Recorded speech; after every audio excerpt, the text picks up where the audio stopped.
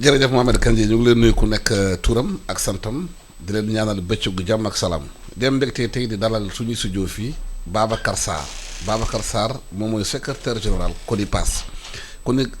conseil national interprofessionnel de la pêche artisanale du Sénégal Babacar ñu ngi lay nuyu fan yi dañoo dem ci tefes yi maanaam di fay reportage constaté mool yu bëri nee na ñoom yaboy bi sax amatul li ko waral. waaw salaamaaleykum Alassane Samba Diop ñu ngi ziar ñu ngi lay nuyu bu baax di nuyu seen auditeurs yi nga xam ne ñoo ñuy déglu donc li ko waral Alassane mooy que luy tubaab di wax gouvernance wattu bi nga xam ne dañ ko war a wattu géej gi ak tim liñ ci war a def lépp vraiment dafa sooxe lu bëree bare li nga wax ci yabay bi rek CONIPAS depuis 2018 dugg na ci réew mi di sensibiliser nan la ñu mën a watoo pélagique bi mooy yabay bi nga xam ni moom nga wax yaa xam lu yabay bi la wala jay bi wala maquereau bi pour que vrai parce que loolu lay li ëpp ci Sénégal yi moom la ñuy dundee loolu presque mën naa wax depuis 2018 ci la ñu nekk mais vraiment jafe-jafe bi moom ëpp jéggi na dayoo ci vraiment nan la ñu mën a sàmmee géej gi pour que vraiment ñi Sénégalais yi mën a lekk jën ci conditions yu baax. luy problème bi ba mënuñu wattu géej bi wattu jey yi wattu yaboy bi ba dañuy bañ ko bëggee am ko parce que bu fekkee ne léegi mool yi dañuy jógee Sénégal dem ba Sierra Leone dem ba Libéria dem ba Guinée gën saa Mauritanie jëye di am jafe-jafe di am foofu même bu gaa sax bu fekkee ne fan yi sax président bu bees nag Mauritanie indi na maanaam ay accord am na ba mool yi di mën a continuer dem foofu lan la ñu war defuloon ba yooyu manqué est-ce que bateau yi ñu wax ñu koy jël loolu bokk na ci ou bien maanaam mool yi si bopp ni ñu yoree géej bi moo jaarul yoon. waaw c'est-à-dire comme ni ma ko waxee léegi rek mbir mi ñin ko yoree yorin wi moo sooxe loolu moo indi problème bi yëpp soo xoolee wax nga bateau yi ñun depuis 2019 ñu ngi ci pour vraiment xool nan la ñu mën a fexe xoolaat mbiru bateau yi xoolaat tim mbiru gaalu napp gu ndaw gi luy tubaab di wax recensement waroon nañ ko def parce que ànd nañ ci ak acteurs yi de la pêche yi pour que ñu xool ñu def lu ñuy wax audit de la flotte ñu xam yan bateau ñoo nekk ci géej gi ñaata lañu pour que vraiment est-ce que bateau yooyu am na seen licence yu ñu am licence yooyu tegu na ci yoon wala tegul ñu ci yoon man mii di wax ak yow bokk naa ci commission bi nga xam ne ñoom ñooy joxe licence yi mais seetlu nañu ne licence yu bëri joxe nañ ko te vraiment jaarul ci yoon loolu moom nekk na beneen affaire bi mooy tim kii nu mu tudd napp gu ndaw gi permis de pêche itam posé na problème parce que dañ ko gelé actuellement nii mais gelé nañ ko mais ci ginnaaw si ñuy joxe ay licence bateau yi donc loolu xaw na doy waar donc loolu tim war nañu mën tim recenser ñi nga xam ni ñoo am na recensement bu fi amoon mais ñu recenser waat ñi nekk ci géej gi muy surtout mooy gaal muy napp gu ndaw gi foofu tim nekk na ay problème yu rëy parce que am na ñu bëri ñu ngi napp ci géej gi te amuñu licence yaa xam ci napp gu ndaw gi la am na ñi nga xam ne tim ñu ngi am nañu seen licence xaw na doy waar surtout ci bateau yi loolu tim vraiment nekk na ay jafe-jafe ak loolu la ñuy wooyee surpêche. parce que maanaam dafa may gaal yu mel ni kalando. waaw nit ki day yeewu rek yore xaalisam dem defar gaalam. dugal ko ci géej gi napp amul benn kayit. voilà ay homme d'affaires nekk ci ginnaaw ou bien ancien footballeur. ou bien ancien ministre ak yooyu. yore ay seeni gaal. di ko dugal ci géej bi kenn xamul fa lañ ko defee ci am xaalis du ñu fay benn taxe. non am na ñi nga xam ne sax ñoom ñoo ut seen i moyen dafa seen i gaal dugal ci géej gi comme ni nga waxee tim waaw am na yoon dugal gaal ci géej. mais waaw effectivement am na ñi nga xam ne defar nañu seen gaal mais permettre leen ñu am permis ñoom dañuy ñëw rek dugal ci jël seen i clando yi jël seen i gaal mooy clando yi effectivement am na ñi nga xam ne tim am na ay borom barke wala borom doole yaa xam ministre yaa xam leneen la ñu tim uti seen i gaal jox ko ay pêcheurs pour que ñuy dugg ci géej gi di napp loolu tim yooyu yëpp dañ ko war a vraiment saafara nan lañ koy saafara ñun en tout cas CONIPAS ñun li ñu jël comme matuwaay mooy que bi ñu dajee kilifa gi muy ministre bi wax nañu bind nañ ko tim ni ko bëgg nañu vraiment ñu wax ñu ñaata bateau moo nekk ci géej gi ak tim nan lañ fa nekkee est-ce que seen licence tegu na ci yoon wala tegul ci yoon bëgg nañu tim ñu xoolaat vraiment permis de pêche yi yan gaal ñoo am permis de pêche ak yan gaal ñoo ko amul foofu tim vraiment ñu ngi interpeller surveillant la DPSP yi nga xam ne ñoom ñooy surveiller géej gi ak la DPM ñi nga xam ne ñoom ñooy joxe permis yi ñoom ñoo responsable mais direction des pêches maritimes donc ñu vraiment ñooy ñaari kuréel yooyu ñu ngi leen di interpeller pour que ñu jël seen i matuwaay par rapport ak vraiment licence yi ak licence yi nga xam ne moom la ñu féete la bateau yi ak permis de pêche yi nga xam ne moom la ñu féete la ma waral Sénégal nekkoon réew mi xam nga dafa baroon jën boo doon def sax tefes bi dem ba tuuti rek am jën léegi ñuy naan jën ñuy lekk fi suñu bool yi ci gën a bëri dañ di importer maanaam Chine lay jógee Chili lay jógee Brésil lay jógee ñu indi fi di ko jaay fii li waral loolu géej bi dafa amatul jën ba ñuy def loolu lu tax ñu ñëw ba situation boobu. waaw situation bi li ko indi mooy que géej gi jën bi mu daan amatu ko te léegi seetlu nañu ni géej gi duñ ko noppal. géej gi presque 12 mois sur 12 lañ ciy pêché soo xoolee am na repos biologique bu concerné bi nga xam ñi nga xam ne ñooy bateau yi pour 1 mois mais 1 mois est-ce que loolu doy na parce que loolu tim dañuy interpeller les scientifiques muy CROT muy yeneen scientifiques yi mais tim foofu ñëpp xam nañ ni géej gi liñ ko yan attunu ko donc il faudra que ñu toogaat defaat ay lël xoolaat nan la ñu mën a saytoo géej gi. pour que jën bi mën a dellu si waat parce que luy tubaab di wax habitat marin yi mooy jën yi foofu fi ñuy juddoo fi ñuy nenee foofu yëpp léegi yu ci bëri yàqu na ci biir géej gi. donc war nañ ko xoolaat yooyu yëpp diggante Ndar ba Cap Skirring donc ñun en tout cas ci tournée yi ñu def sensibiliser nañ nit ñi am na beneen aspect bi nga xam ne c'est extrêmement important mooy napp bi nga xam napp bu bon bi tim tax na jën gi ñàkk ci fànn yëpp nag soo xoolee ci fànn bateau yi parce que bateau yi des fois ñu ngi napp ay jën bu sew bi mooy juvénile bi ñu ngi koy napp te suñ ko nappee suñ ko yàggee napp géej gi du amati jën loolu tim soo xoolee tim si pêche artisanale bi am na suñu mbokk nappkat yu bëri ñu ngi napp yoos bi te yoos bi suñ ko yàggee napp géej gi du amati jën donc en tout cas il faudra que état bi jël ay matuwaayam pour que ñu toogaat ñu xoolaat suñu bopp ñu xool lan la ñu mën a def ay lël ànd ceeg boroom xam-xam yi ànd ceeg boroom xam-xamu cosaan yeeg ak scientifique yi ñu xool vraiment yan matuwaay la ñu jël pour sàmm géej gi parce que même kuréel bi ñuy wax COPAS bu nekk FAO def na ay natt na ay recherches yu bëri waxee na ni depuis dans les années 90 que jën bi mi ngi wàññeeku surtout pélagique bi ngay wax stock bi mi ngi gën a wàññi di baissé mi ngi gën a baissé ci at mu nekk mi day gën a wàññeeku te ci boroom xam-xam yi li ñu wax mën naa wax ni pélagique bi mooy meeb tant que mi ngi ci géej gi jën yu bëri yàlla mën na def jën yu bëri dina dellu si waat donc il faudra que état bi jël ay matuwaayam pour que vraiment ñu toogaat waxtaan kon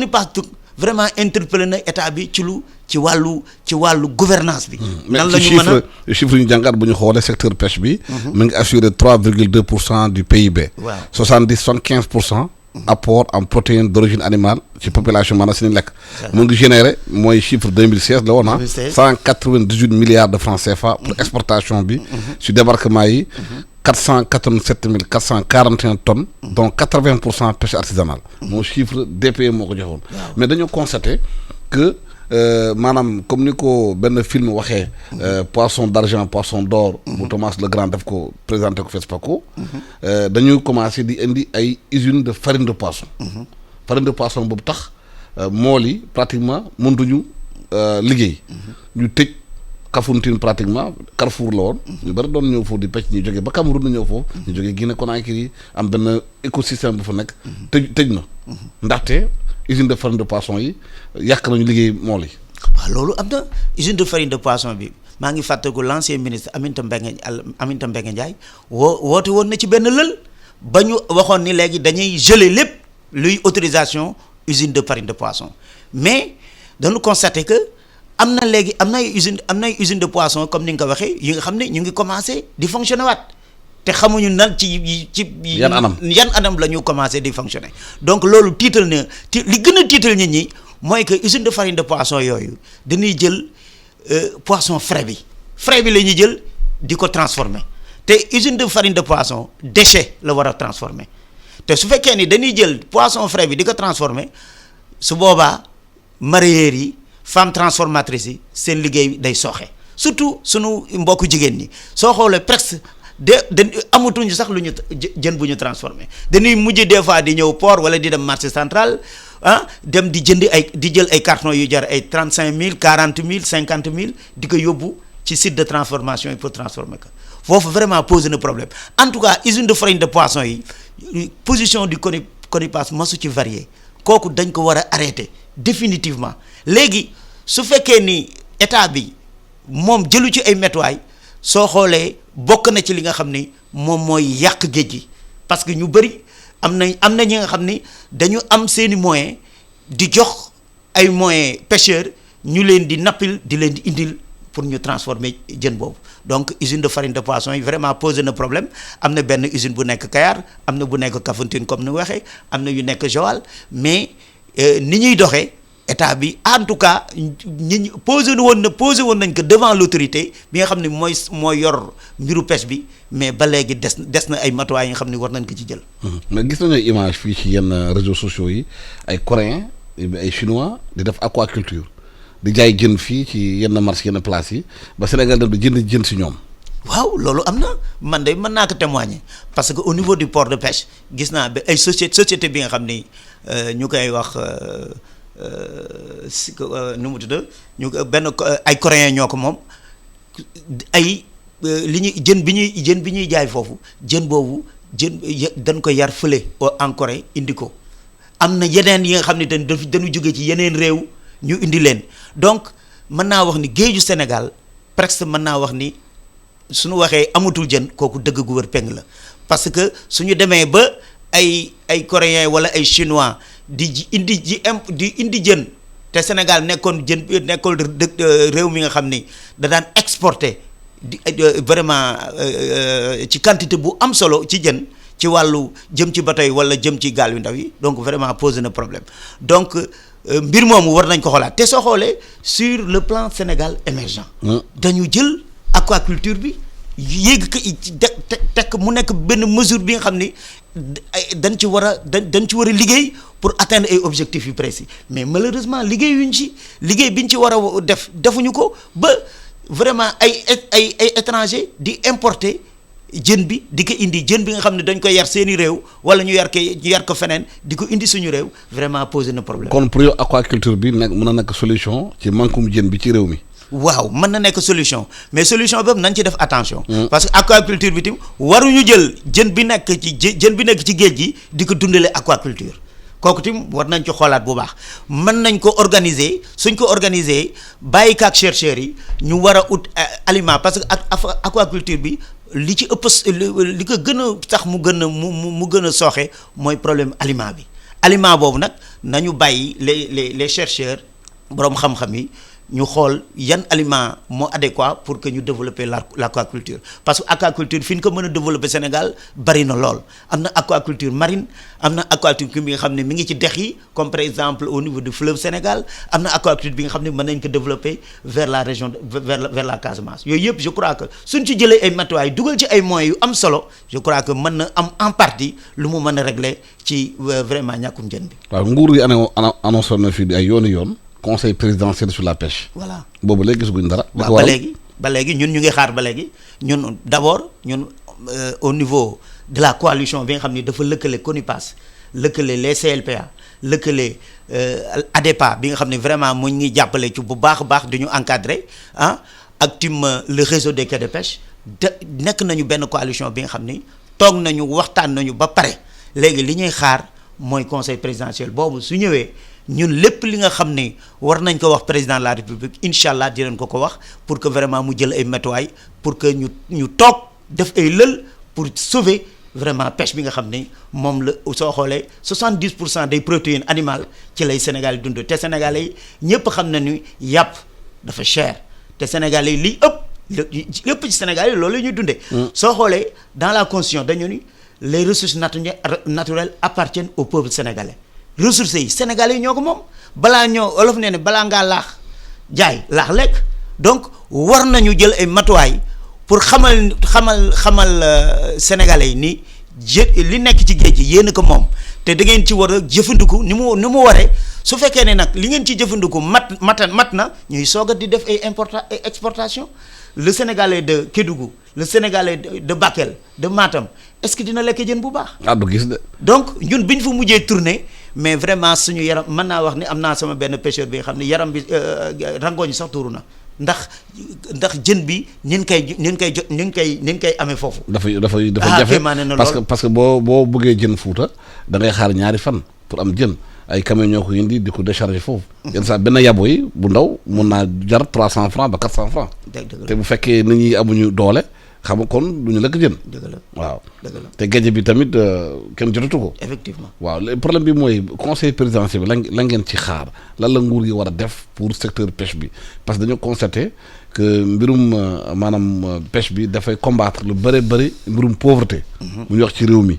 parce que chaîne de valeur la. parce que jën sax am na ñu bëri dañ ko nangoo exporter noonu. effectivement yaakaar dañ ko war a transformer sur place. am lu ci bëri am ci huile de poisson. am ci lu bëree bëri ci sardine ak yooyu. mais sardine yi ñuy gis yu bëri yi jekk si marché bi sardine importation la. effectivement loolu dëgg la ñun en tout cas daal li ñuy xaar ci conseil présidentiel bi ñun tënk nañ ko ba pare. mooy ñu saytuwaat géej gi muy gouvernance ñu xoolaat géej gi parce que li nekk ci géej gi bari na mauvaise pratique de pêche yi ak pêche bi nga xam ni dañ ko tere. muy la pêche ENN yooyu yëpp war nañ ko toogaat xool ko fii dëkkuwaayu jën yi nu mu tudd yoos bi ñuy jàpp yooyu yëpp dañ ci war a toogaat. mailles yi nga xam ni réglementé wul rek c'est pas réglementé parce que code de la pêche bi ñu appliquer la réglementation parce que seetlu nañu application kii bi code bi dafa poser problème au Sénégal tey def nañ ko voté nañ ko depuis 2005 mais ba léegi vraiment liñ ko waroon appliquer poser na problème donc en tout cas war nañu tim xoolaat. la lettre de politique sectorielle bi ñu defoon en 2016. 2023 war nañu def évaluation à mi-parcours. def bilan. xoolaat mbir mi. loolu lépp suñu dajee ak président incha allah dinañ poser yooyu yëpp ñu toog nan la ñu war a xalaatee parce que même les conventions Sénégal nekk na réew bi nga xam ni même les conventions internationales yi sax mën na ci sukkandiku pour ñu régler géej gi. parce que dañu ni balaa ngaa exporter dara excédent la ngay exporter excédent. mais waroo di exporter li nga xam ne amoo ci excédent. loolu lépp les conventions des nations unies sur le droit de la mer wax na ko. ñu naan mool yu bëri dañu bàyyi seen gaal léegi di ci dugg di dem bitim réew di gàddaayu. waaw mais loolu parce que dañu dugg ci géej. immigration clandestine bi lu ko créé luy tubaab di wax soubassement bi mooy loolu dañuy dem duñu am jën mool bu dépensé presque 1 million wala 2 millions pour dem pêcher su ñëwee du am sax 600 000 mais kooku su yàggee mais dina ut beneen pexe loolu moo tax suñu frères yi suñu doom yi suñu jarbaat yi mais di jël gaal yi di dem géej di def immigration clandestine donc loolu état bi war na xoolaat ñu toogaat waxtaan. suñu waxtaanee vraiment def ay lël yu am solo yaakaar naa ni dinañ trouver ay solution mais su fekkee ni nii la ñuy continuer di ko doxee su yàggee géej gi du amati jën li ñuy wax rek ci tubaab mooy désert liquide dina am ci réew mi. te boobu war nañ moytu loolu quoi. xam nga Sénégal géej bi dafa am gan bu bees bi mooy ñu exploiter gaz ak pétrole. bu ñu defaree seen i plateforme yooyu yéen fa ngeen waroon jaar di wuti jën. ban cohabitation moo war a seen diggante yéen nekk ci géej bi ak ñi yore plateforme pétrolière yi nekk ci géej gi tamit surtout impact environnemental bi. voilà l'impact environnemental foofu je crois que kooku vraiment tiital nañu bu baax a baax avec l'exploitation du gaz et du pétrole ñun parce que li ñuy wax ni dañuy wàññi les zones de pêche yi dañ koy réduire day wàññeeku bu baax a baax surtout au niveau de Saint-Louis de Kayar et de Sangomar ñun daal matuwaay commencé nañ ci xalaat. au niveau du CONIPAS ànd ceeg ay experts pour que ñu am li nga xam ni dinañ ko teg ci loxo état bi par rapport ak impact boobu ak tim pétrole bi ak gaz bi exploitation bi lan la ci communauté de pêche bi war ci am. parce que am na ñi nga xam ne peut-être suñu waxtaanee peut-être am na ñi nga xam ne mën nañ leen délocaliser ci yeneen métier parce que am na ñi nga xam ne suñu waxtaanee war nañu mën a créer waat ay yeneen zone yi nga xam ni mën na pêcheurs yi war nañ mën a dem pêcher foofu mais en tout cas ñun ñu ngi ci xalaat pour xool yan mesure lañ ci mën a jël pour que état bi ñu ànd ceeg état bi pour que vraiment ñu xoolaat ñu am ay solutions yi nga xam ni du mën a am impact lool ci pêche bi ala kulli alin dina am ay impact conséquent ci pêche bi mais nag ñu xool nan lañ ko mën a réduire pour que vraiment ñu mën a jël ay matuwaay par rapport ak loolu ko xam nga souvent bu ñuy wax pêche dañuy xalaat géej rek waaye fleuve bi tamit am nay jën te am nay pêcheurs yoo xamante ne xëy na bu nekk ci booru fleuve bi tamit fleuve bi am na jafe-jafe léegi même ci biir fleuve bi gis fa jën nekk am na jafe-jafe yan matuwaay la war a jël ci loolu waaw mais loolu tim beneen problème la parce que maa ngi fàttaliku benn tournée bi ñu def sur au fleuve Sénégal diggante Richard Toll ba Matam mais li ñuy wax mooy problème mu barrage de Diama posé na problème parce que des fois jën yu bëri yi nga xam ni dañ ko daan gis ci dex gi gisatuñ ko ak tim am na ñi nga xam ni pêche bu bon foofu tim am na ñi nga xam ne mauvaise pratique de pêche yi ñuy def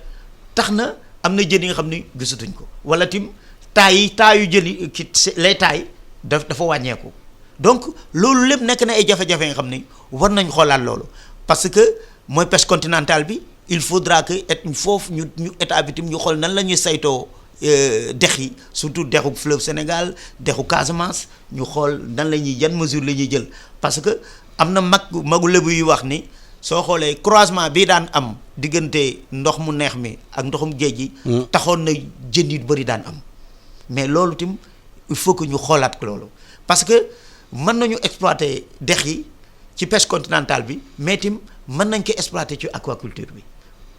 parce que yu ci bëri li ci ëpp soo xoolee ci mbay mi la jëm mais yooyu yëpp war nañ ci mën a jël ay mesures man mi di wax ak yow am na ay femmes yu ñu bëgg a jàppale au niveau de Podor pour que ñu mën a def aquaculture ci dex gi mais loolu lépp dafa laaj ay moyens ay moyens peut-être moyens yi mu laaj sax c'est pas beaucoup de moyens mais ay moyens ay dañu war a adapter ay quelques kii rek ay quelques techniques pour que vraiment ñi nga xam ne ñoo nekk ci long du fleuve Sénégal mën a bénéficier wu ci fleuve bi ak ci dex yooyu nga xam ne ñoo nekk ci biir réew mi. maa ngi lay gërëm di la sant Babacar Sarr ma fàttali secrétaire général CONIPAS di conseiller national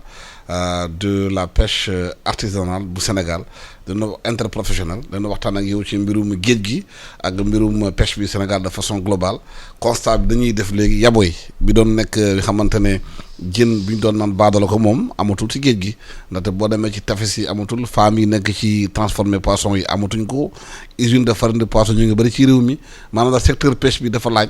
maanaam gëstuwaat bu baax a baax ndaxte Sénégalais yi bare ëpp nañu ay millions ci la ñuy dund ci dundal seen njaboot ci la ñuy amee seen i maanaam seen i sutura loolu dafa am solo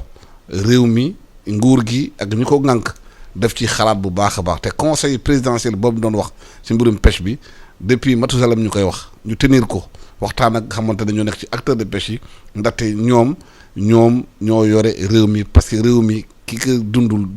ceebu jën moom njaayee ne bu ñu ko amulee fii ak ay fan léegi ñu indi problème si réew mi ñu ngi gërëm di leen sa ñaanal bëccëgu jàmm ak salaam leen fàttali yéen a ngi déglu iRadio la première radiovision du Sénégal leen jox ndaje tamit le 20 bii di ñëw fale ca Radisson ñu ngi lancé suñu site emedia.sn bu ko kenn manqué ñu ngi gërëm di leen sant